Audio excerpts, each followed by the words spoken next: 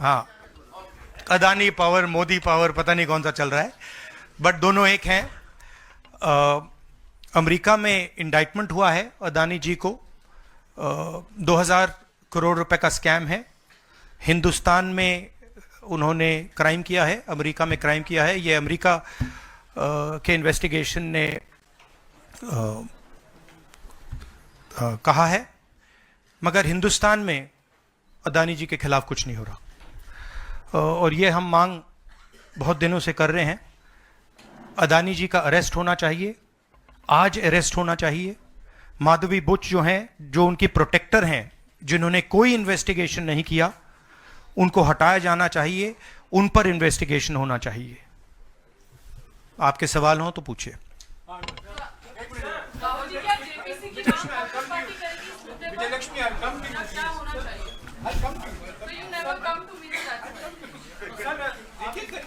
One by one.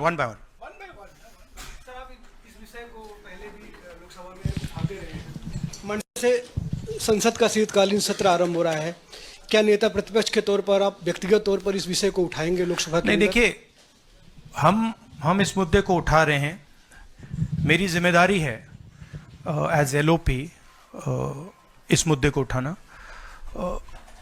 प्रधानमंत्री जी 100% इस व्यक्ति की प्रोटेक्शन कर रहे हैं, और इस व्यक्ति ने हिंदुस्तान के एसेट्स लिए हैं, भ्रष्टाचार करके एसेट्स लिए हैं। ये व्यक्ति बीजेपी को पूरा समर्थन करते हैं, पूरा सपोर्ट देते हैं। ये एस्टैब्लिश चीजें हैं,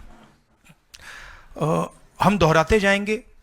जेपीसी की मांग हमारी है, बट हम चाहते हैं कि अदानी जी को एकदम अरेस्ट किया जाए। और हम जानते हैं और हम देश को दिखाना चाहते हैं कि अदानी जी की अरेस्ट नहीं होगी, और इसलिए नहीं होगी क्योंकि हिंदुस्तान के प्रधानमंत्री अदानी जी के पीछे खड़े हुए हैं और उनके प्रोटेक्टर हैं। आप लोग, हिंदुस्तान के युवा, आप लोगों को रोजगार नहीं मिलता, महंगाई बढ़ती जाती है, छोटा सा कोई क्राइम करता है जेल चला जाता है, मगर अदानी कुछ भी कर ले, हिंदुस्तान के प्रधानमंत्री और एक नेटवर्क, जिस नेटवर्क को हम एक्सपोज करके देश को दिखाएंगे। ये एक व्यक्ति नहीं है, ये अलग अलग पोजीशंस में लोग बैठे हुए हैं, और एक एक करके हम आपको दिखाएंगे ये कौन लोग हैं। माधवी बुच का हमने आपको क्लियरली दिखाया है, और आगे भी हम आपको रिवील करेंगे ये लोग कौन हैं जिन्होंने हिंदुस्तान को हाईजैक किया है। राहुल जी, यही पूछना चाह रही थी कि जेपीसी की मांग पर क्या विपक्ष के तमाम पार्टियों से भी आपकी बात हुई है? इस पर आप कोशिश करेंगे आने वाले सत्र में? जेपीसी इज इंपॉर्टेंट, जेपीसी होनी चाहिए, मगर अब सवाल यह है कि अदानी जी जेल के बाहर क्यों हैं?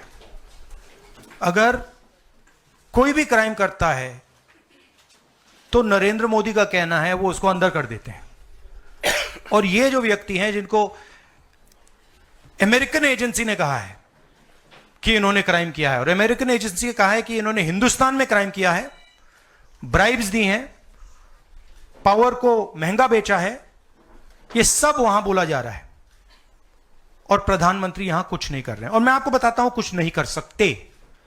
अगर वो करना भी चाहें, वो नहीं कर सकते हैं, क्योंकि वो अदानी जी के कंट्रोल में है। ये मेरा मेन मैसेज देश को ये है। जेपीसी है, अदानी जी के अरेस्ट है, मगर मैं जनता को कहना चाहता हूं, आप नोट कीजिए, स्कैम किया है 2000 करोड़ रुपए का, मगर मैं आपको गारंटी देके कह रहा हूं, यह व्यक्ति ना अरेस्ट होगा, ना इस पे इन्वेस्टिगेशन होगा, क्योंकि प्रधानमंत्री इसके साथ जुड़े हुए हैं। मौसमी राहुल जी, आपने कहा कि